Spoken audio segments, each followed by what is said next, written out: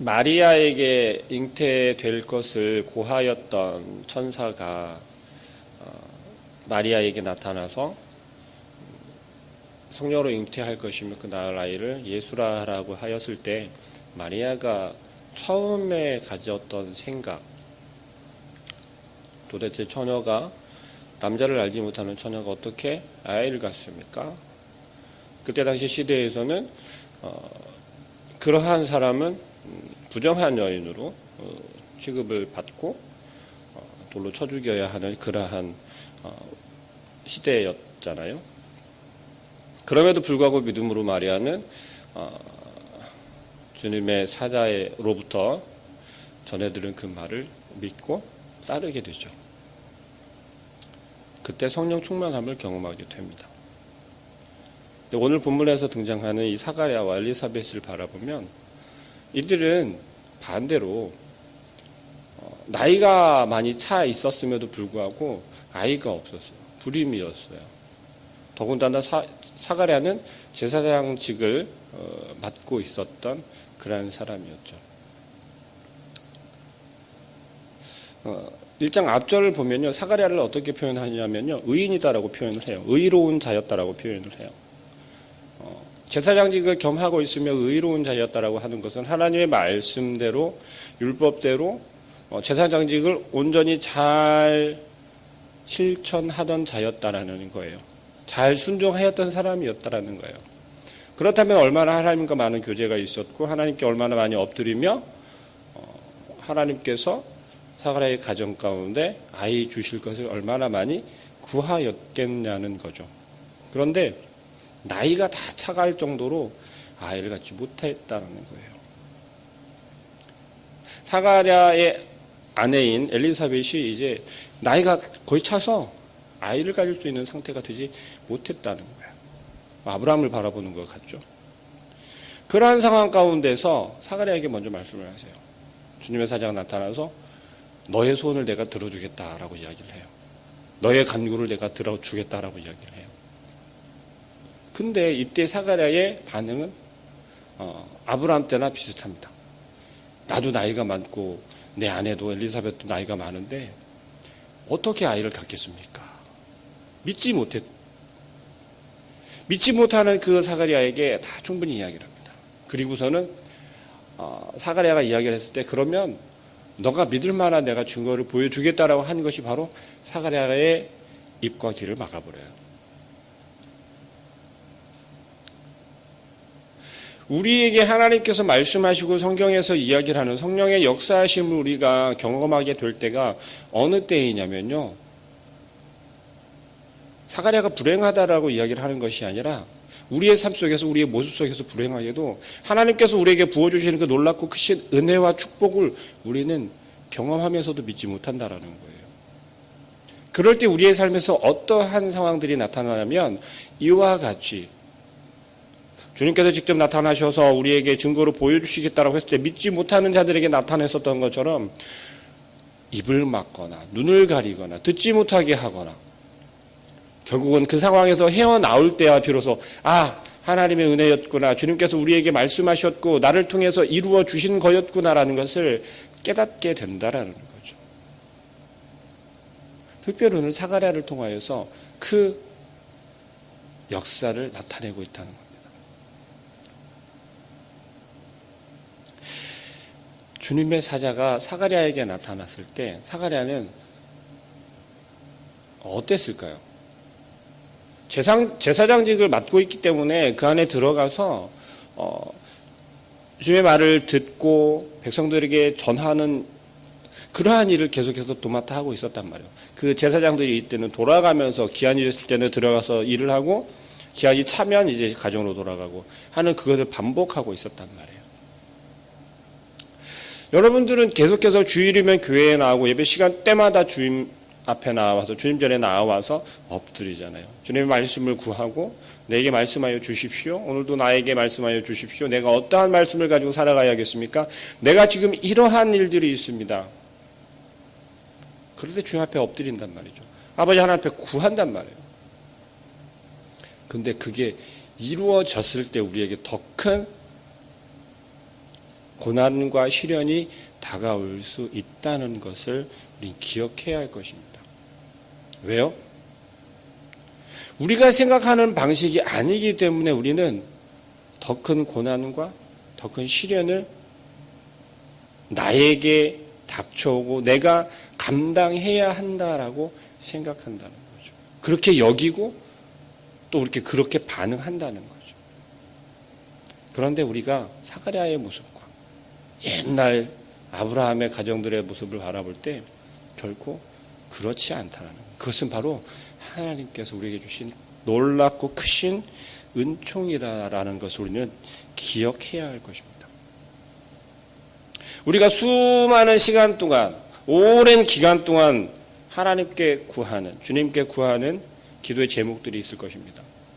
우리 포립교회가 또 세우고 있는 기도의 제목들이 있을 것이고, 내년에가 우리는 다음 세대를 책임지는 교회입니다. 책임진다라는 건 무엇입니까? 확실하게 양육하고 잘 자라나게 하며 앞으로 헤쳐 나아가게 만들어 준다는 것이죠. 그것을 누가 감당해야 합니까? 우리가 감당해야 한다는 것이죠. 오늘 하루가 그러면 어떠해야 하겠습니까? 하나님의 은혜로, 하나님의 은총으로 오늘 하루도 우리가 넉넉히 감당해내며 우리가 온전히 살아가야 한다는 것이죠.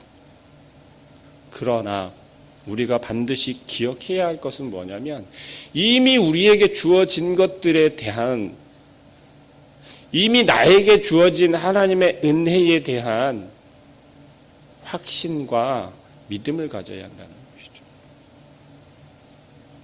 엘리사벳은요, 어떻게 자기가 잉태하였고 아이를 갖게 된 것인지 사가랴를 통해서 전해 듣지 못했잖아요. 왜요?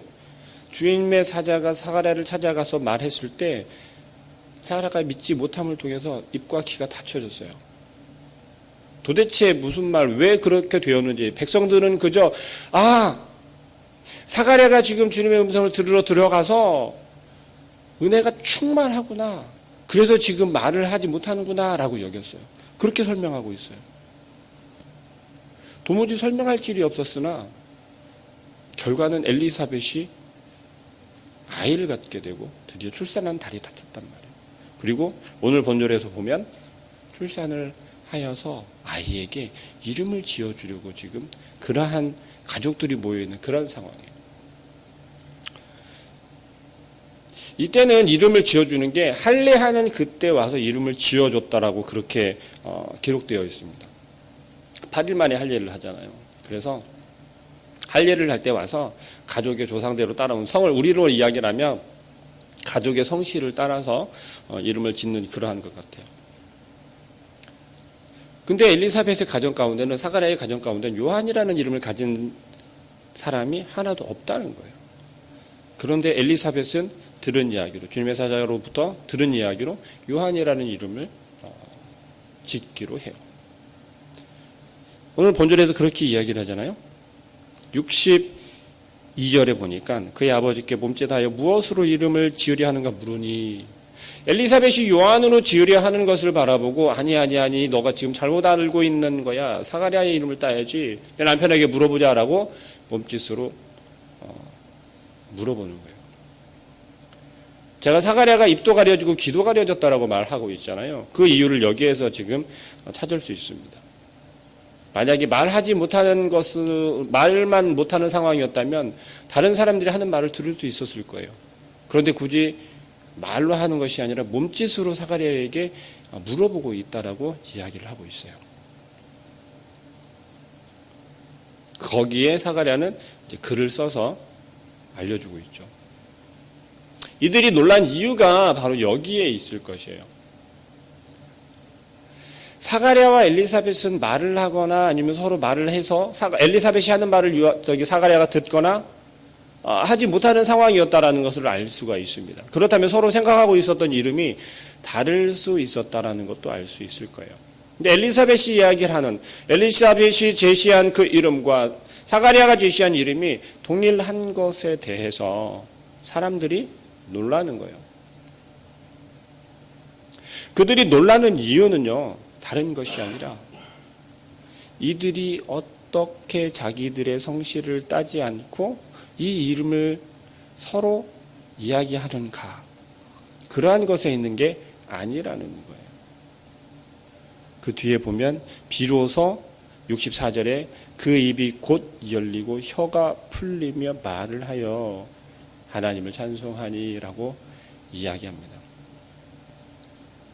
사가랴와 엘리사벳에게 일어난 일들을 바라보면서 그의 가족들이나 그의 동네 이웃들은 무엇을 경험하게 되냐면 하나님의 역사하심을 경험하게 되었다라는 거예요. 사가랴가 누구라고 했습니까? 제사장직을 감당하고 있던 사람이었어요. 그 주변에 있던 사람들은 그 가정에 일어나는 일들에 대해서 일목요연하게 자세히 바라보고 있었고 함께 경험하고 있었다라는 거예요. 우리의 지금 삶 속에서도 그렇잖아요. 담임 목사님의 삶 속에서 일어나는 많은 일들을 우리들은 같이 다 바라보고 있어요. 같이 다 알고 있어요. 그 이유가 뭐예요? 우리들이 목사님을 바라보고 있기 때문에 그래요. 강단에서 선포되는 그 말씀을, 하나님의 말씀을 전하는 그 제사장직을 감당하고 있는 목사님의 삶 속에 우리가 관심을 갖고 있고 우리가 늘 함께 하기를 바라보고 있고 우리가 마음을 쏟고 있기 때문에 그런 것이죠. 사가랴의 가정도 마찬가지였어요. 그들의 부림을 보면서 처음에는 얼마나 안타깝게 생각했겠어요. 한편으로는 그러한 마음들이 있었을 수도 있어요. 왜요? 이때 당시 부림은 거의 저주받은 거나 마찬가지였거든요. 생각을 해보세요. 제사장직을 감당하고 있는 그 가정의 저주라니요. 사가랴가 감당하고 있는 그 일에 대해서 백성들이 얼마나 많은 확신을 그러면 갖겠어요? 불신할 수밖에 없지 않겠어요? 거역할 수도 있잖아요. 왜요? 아이가 없어? 저주받은 집안인데? 저 가정은 저주받았어. 하나님께 버림받은 가정이야. 라는 생각들을 할 수 있잖아요. 반대로 교회에서 주님의 일을 감당하는 많은 사람들이 있어요. 직분자들이 있습니다. 그들이 온전한 삶을 살지 못하고 혹은 우리들이 바라봤을 때, 인간의 눈으로 바라봤을 때 실족하는 모습들을 많이 바라보면서 우리는 무엇라고 생각하겠습니까? 어떤 생각을 먼저 갖습니까? 마찬가지인 거예요. 그랬던 그 이웃들이, 그 가족들이 지금 비로소 사가랴 입이 떠지고 엘리사벳이 아이를 낳고 아이를 가졌을 때 얼마나 대단했습니까? 5달 동안 숨겼대요. 이랬던 사가랴와 엘리사벳의 가정에 나타난 일이 비로소 하나님께서 일하셨고 하나님께서 역사하셨고 그 가운데 임하셔서 하나님의 은혜로 말미암아 그들에게 주어졌다라는 것을 비로소 깨닫게 되었다라는 거예요. 중요한 것은 이것입니다. 비록 잘못된 눈을 가지고서 바라보았던 그들이지만 잘못된 마음을 가지고 그들을 향하여서 마음 먹었던, 마음속으로 삿대질하였고 험담하였고 손가락질하였던 우리들의 모습과 별반 다르지 않다는 거예요. 그러나 하나님의 일을 감당하고 있는, 하나님께서 함께 하시는 그 가정과 가까이에서 늘 함께하였던 그 가족들과 이웃들 가운데, 다시 말하면 이 보리교회 안에서 늘 울고 웃고 함께 마음 아파하고 하는 여러분들, 이 보리교회라고 하는 공동체 안에서 서로에게 일어나는 모든 일들을 함께 감당하고 함께 기도하며 하나님께 구하는 여러분들 가운데 어느 누구에게 일어나는 하나님의 은혜와 축복이, 그 은총들이 우리로 하여금 함께 알게 하신다라는 거예요. 그 일을 경험하는 것은, 그 일이 일어나는 것은 다른 사람이 될 수도 있지만 바로 내가 될 수도 있다라는 것입니다. 우리의 오늘 하루의 삶 속에서 우리가 구해야 하는 것은 뭐냐면, 오늘 나에게 주어지는 하나님의 은혜는 무엇일까? 하나님의 은총은 과연 무엇일까? 어떤 것이 있었을까? 내가 지금까지 묵혀왔고 내가 지금까지 계속 쌓아놓기만 하였던 하나님으로부터 받은 그 은혜는 무엇인가를 한번 생각하는 그러한 하루가 되기를 소망합니다. 우리는 끊임없이 하나님으로부터 큰 은혜와 은총을 계속해서 받고 있었다는 거죠. 우리는 그저 흘려버린 것일 수도 있어요. 하찮게 여겼던 것일 수도 있어요. 하나님의 은혜가 아니다라고 우리는 치부하면서 내가 해냈다고, 혹은 누구를 통해서 해결되었고 얻었다라고 여기는 것들이 있을 수도 있어요. 그러나 오늘 하루만큼은 그런 것을 다 뿌리쳐 놓고 하나님께 받은 그 은혜가 무엇인가, 하나님께 받은 그 은총을 내가 미련해서 깨닫지 못하고 느끼지 못했던 건 무엇인가. 이제 며칠 있으면 우리가 성탄절을 보내게 됩니다. 성탄절의 의미를 우리가 이 한 주 동안은 막 기억하고 되새겼으면 좋겠어요. 단지 아이가 태어나는 것이 아닙니다. 단지 구세주가 태어난 것으로만 생각하면 안 됩니다. 그 가운데 하나님의 사랑과 그 가운데 또 하나님에서 나를 통해서 무엇을 이루기를 원하시는지, 어떤 하나님의 계획과 크신 은혜를 보여주기를 원하시는지를 우리는 다시 한번 생각하는 한 주간이 되어야 할 것 같아요. 그래서 오늘 하루 다시 한번 되새기고 하나님께서 주신 은혜, 다른 사람이 아니라 나에게 주신 은혜예요. 나에게 주신 하나님의 그 은총이라는 것이죠. 하나님께서 지금도 여전히 우리에게 말씀하고 계시고 우리에게 부어주고 계시다라는 거예요. 그것을 하나하나 찾아가는 오늘 하루의 삶이 되기를 소망합니다. 기도할게요. 사랑하는 하나님, 하나님께서 우리를 얼마나 사랑하시고 또한 우리에게 얼마나 많은 것들을 부어주고 계신지를 기억하게 하여 주시옵소서. 우리는 하나님을 만나고 하나님을 경험하며 하나님의 자녀가 되고 하나님의 온전한 제자가 되어서, 온전한 군사가 되어서 하나님의 그 말씀대로 순종하며 나아가는 자들 되기를 원합니다. 그러나 연약하고 부족한 저희들은 우리의 삶에서 나의 힘과 내가 해야 할 것들을 바라보며 내가 한다라고, 우리가 한다라고 고백하며 열심을 내고 달려갑니다. 그러나 하나님께서 우리의 일을 허락하지 않으시면, 아버지 하나님께서 우리를 붙잡아 주지 않으시면, 우리에게 힘을 주지 않으시면 우리가 헤쳐나아갈 수 없고 넘어질 수밖에 없음을 고백합니다. 하나님께 받은 그 은혜가 무엇인지조차 깨닫지 못하고 하나님께서 우리에게 부어주신 그 놀랍고 크신 은총을 우리는 느끼지 못하고 그저 하나님만 바라보며 하나님의 이름만을 부르짖으며 달려가는 어리석은 저희들 되지 않도록 아버지 하나님께서 우리의 마음 가운데 더욱 크게 말씀하여 주시고 더욱 강하게 역사하여 주시어서 하나님의 그 은혜와 축복을 깨닫게 하시고 알게 하시고 또한 그 은혜를 통하여서 살아가고 있음을 우리로 하여금 깨닫게 하여 주시옵소서. 하나님의 말씀을 순종할 때에 그 순종을 통하여서 나타나는 우리 삶의 변화를 기억하게 하시고 의지하게 하시며 오늘 하루도 우리가 담대함으로 헤쳐나가게 하여 주시옵소서. 우리의 삶 속에서 하나님께서 요구하시는 것은 그저 하나님의 말씀대로 순종하라는 것이고 아버지 하나님께서 주신 것을 온전히 하나님의 것임을 고백하고 우리가 누리며 살아가는 것인 줄 믿사오니 주님, 우리의 힘이 아니라 우리의 의가 아니라 우리가 이룬 것이 아니라 하나님께서 허락하셨고 하나님께서 이루어 주셨다라는 것을 우리가 고백하게 하여 주시옵소서.